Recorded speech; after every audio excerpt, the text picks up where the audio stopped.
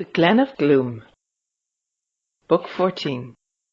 This is the Glen of Gloom. There are no green plants in this glen.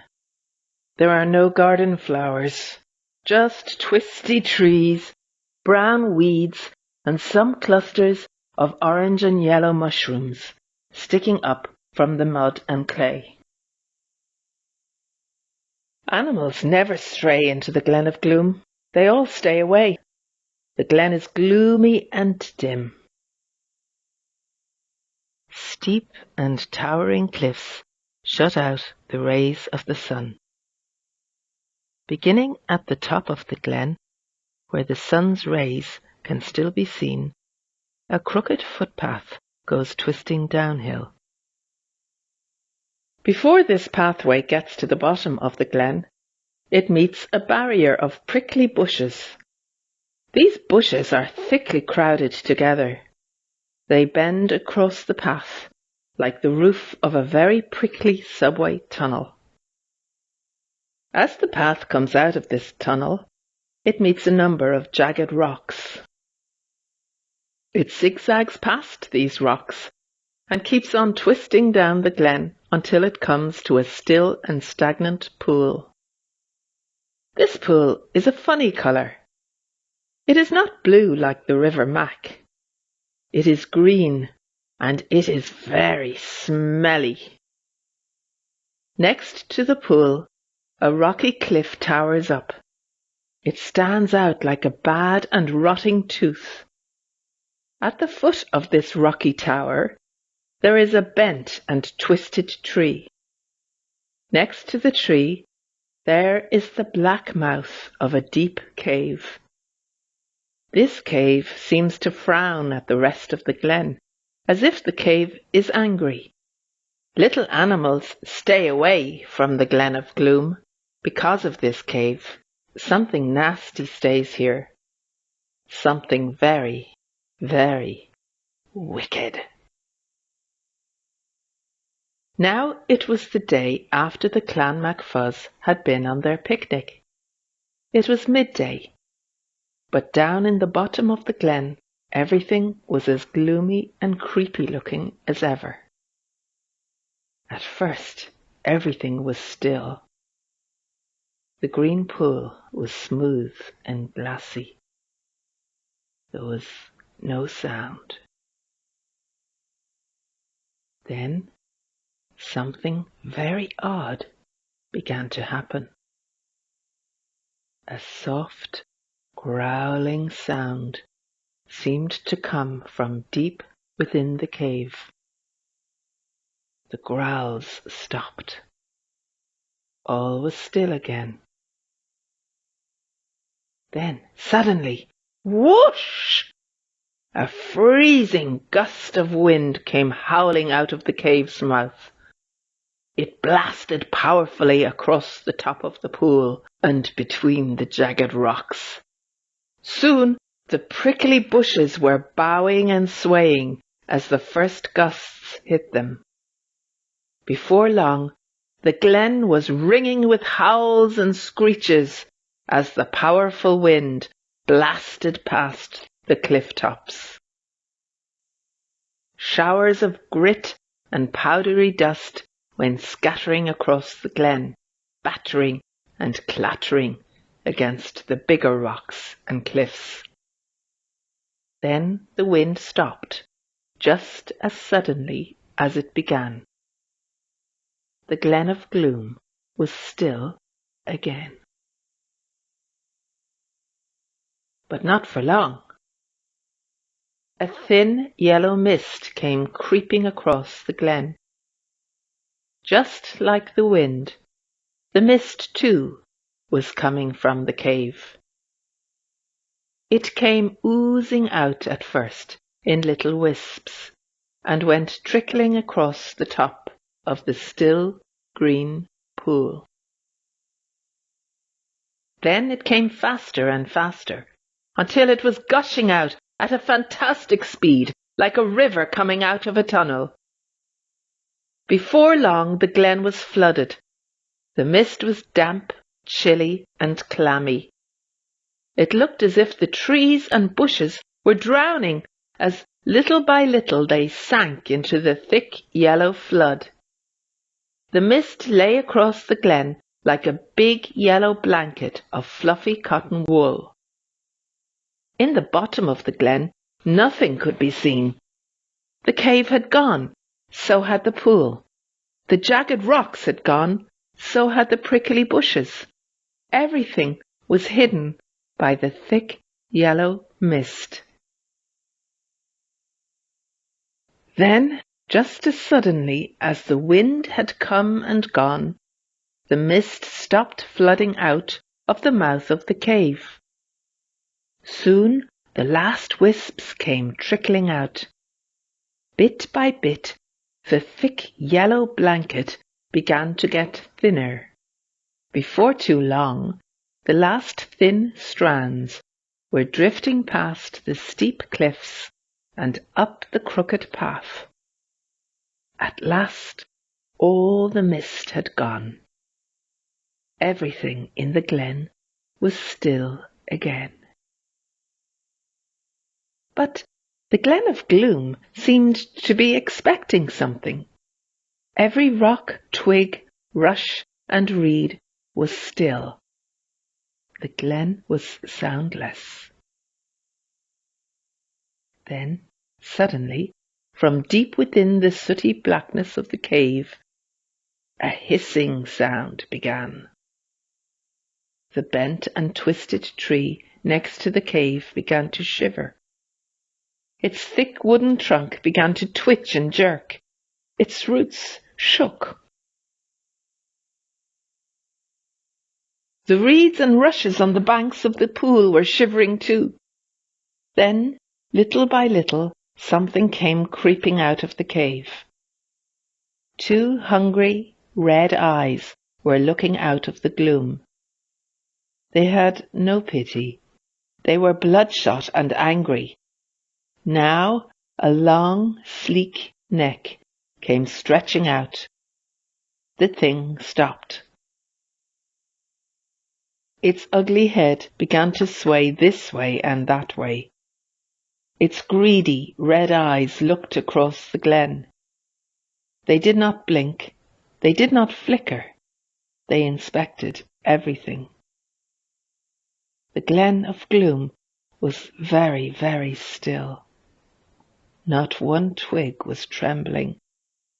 Not one reed was swaying. The green pool was as flat and smooth as glass. At long last the thing began to creep out again. Now all of its body could be seen. The thing was a glossy black monster. It had no legs and no feet. At the end of its body was a long, thin tail. Its skin was smooth and wet-looking. A jagged red crest stood up from the back of its neck. The thing looked as slippery as an eel. It slid along smoothly on its belly like a serpent. The monster lifted up its ugly head and its crafty eyes inspected the glen from end to end. They saw everything. They looked at every bush, every rock, every speck of dust. Now the monster bent its head. It was looking at the rocks at the mouth of its cave. A soft snuffling sound drifted across the glen. The thing was sniffing. Its nostrils were twitching like the nostrils of a dog. The monster grunted and lifted up its head. A long, red tongue came shooting out of a mouth full of snapping, wet teeth. Its neck began to sway. Its eyes were getting redder and redder. Then, suddenly, 2 powerful jets of thick yellow mist came shooting out of its nostrils. "Hiss!" said the thing. "Hiss!" Its tail was flicking angrily. "Hiss! Yesterday something came straying down into my glen. and somehow they got away again. We cannot have this. The monster slid along to the banks of the green pool. It looked down into the deep green water so that it could see itself. "Look at me," the thing hissed. "I am the Snagron." The monster looked up at the steep, towering cliffs.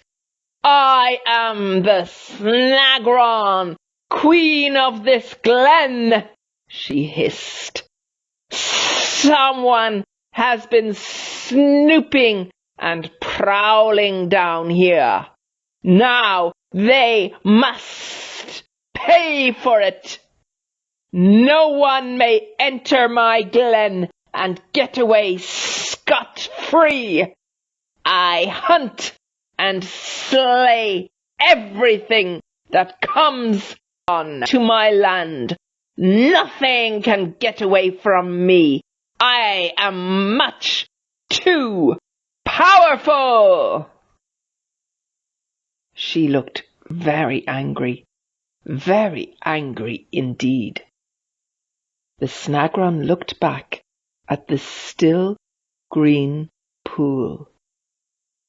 "Green pool, I want to ask you a question," she hissed. "Why did you let the prowlers get away?" As soon as the Snagron stopped saying these words, the pool began to froth up. A nasty green gas came bubbling up from the thick mud at the bottom of the pool. A horrid stink drifted across the glen. The top of the pool was frothing and splashing. Drops of filthy green water came showering down on the Snagron. The water in the pool itself began to go a brownish colour as more and more mud came bubbling up from the bottom. But the green pool did not answer the Snagron's question. The Snagron hissed again and said, "Why didn't you trap their feet in your thick, sticky mud? Why didn't you suck them under and drown them? I am very angry. Never let them get away from here again." Saying no more, the Snagron slid across to the jagged rocks. "Jagged rocks, I want to ask you a question," she hissed. "Why did you let the prowlers get away?" The jagged rocks were still. They did not answer the Snagron's question. The Snagron's long, thin body twisted in anger.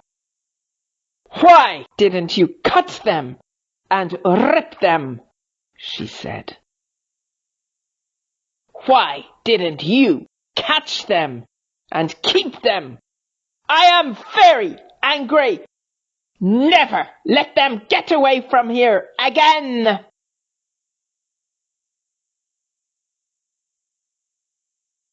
Hissing and spitting, the Snagron went slithering up the crooked path.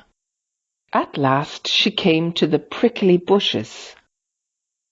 She shook the jagged red crest on the back of her neck and said, "Prickly bushes, I want to ask you a question. Why did you let the prowlers get away?" The prickly bushes began to droop and shiver. Their roots shook, but they did not answer. Why didn't you scratch their eyes, prick their skin, and trip their feet? I am very angry. Never let them get away from here again.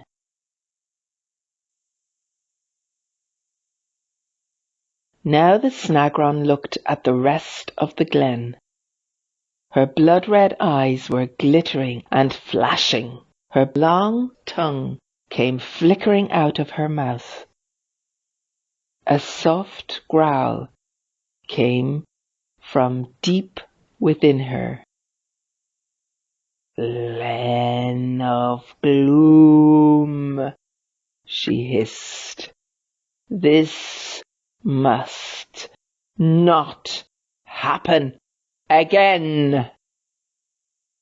I will not allow crowds of snoopers to come down here and then get away without paying for it. They must stay here and answer to me. Does everyone understand that?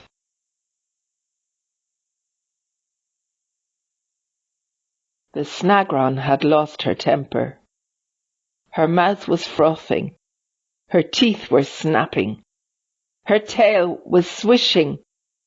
The red crest on the back of her neck was stiff and angry.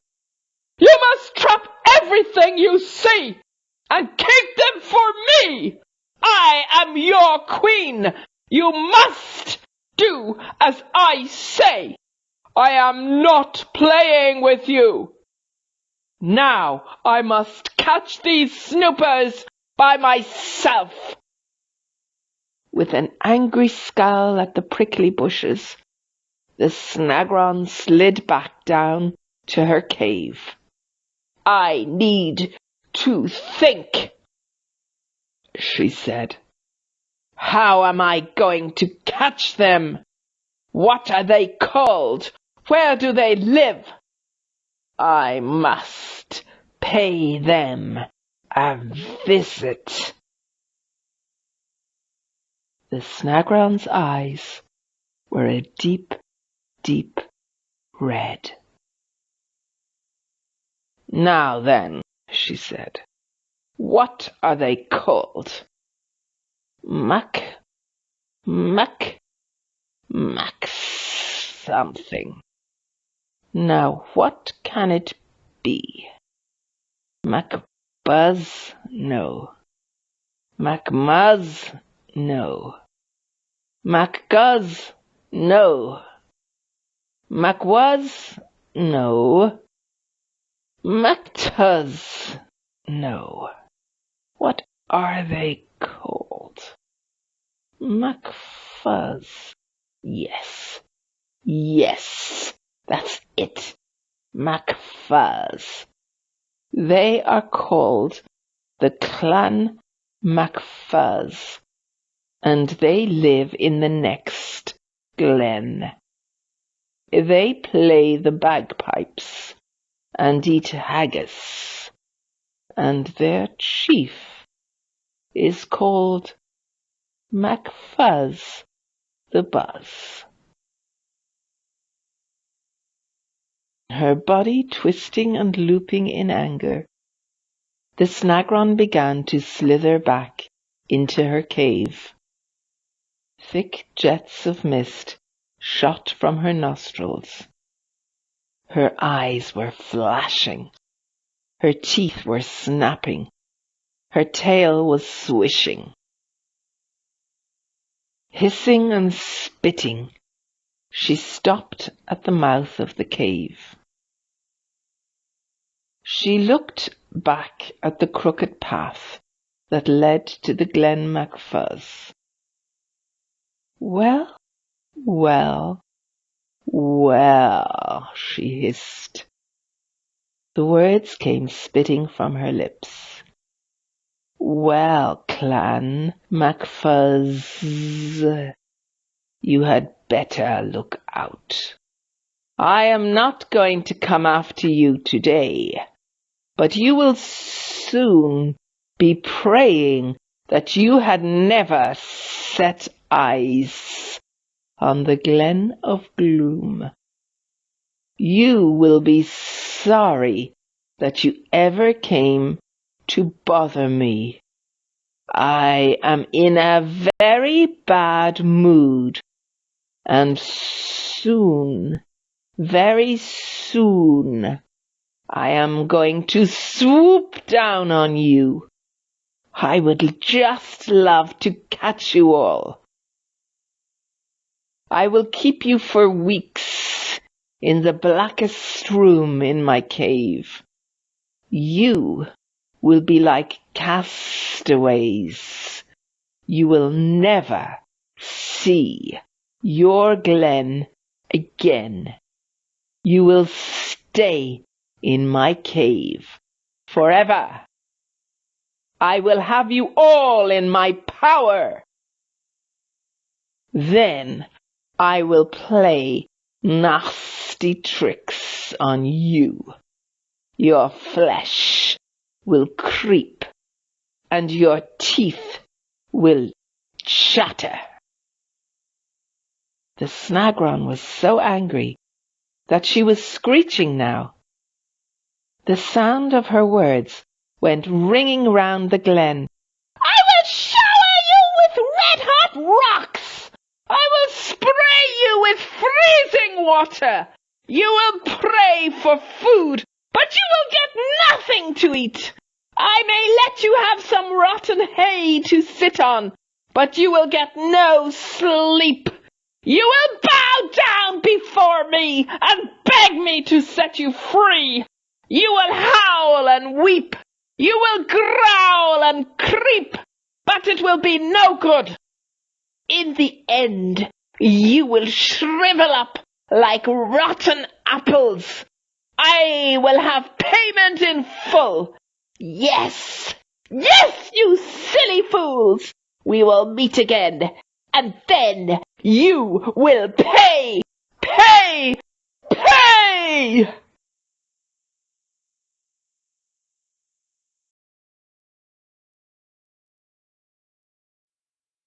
And, with one more look at the glen, her keen eyes missing nothing, the Snagron began to slither back into the cool blackness of her cave. She went deep, deep down, until just the flicker of her eyes could be seen. She stopped hissing and spitting. Her teeth stopped snapping. Her tail stopped swishing. She was very, very still. Soon her eyelids slid down. Now nothing could be seen. But the Snagron was still there, deep within her gloomy cave. She was not sleepy. She was not drowsy. She was thinking deeply. She was brooding and planning. She would stay in her cave for days, plotting and planning ways of catching the clan. And then, one day, she would be ready, and she would come swooping down on their little houses.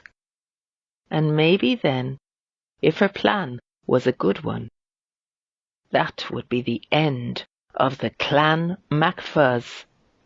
They would never be happy again.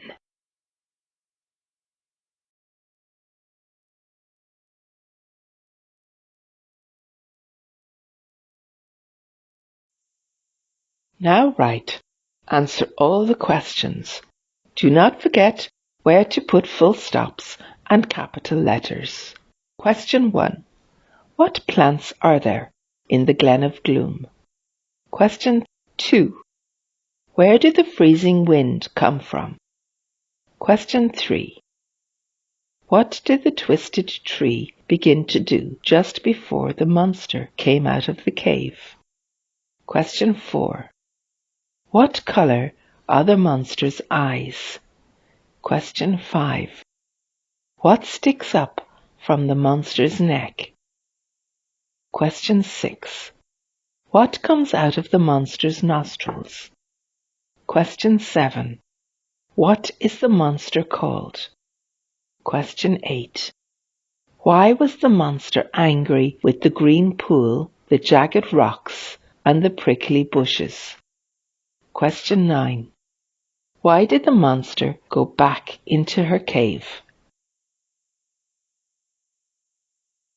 Question 10.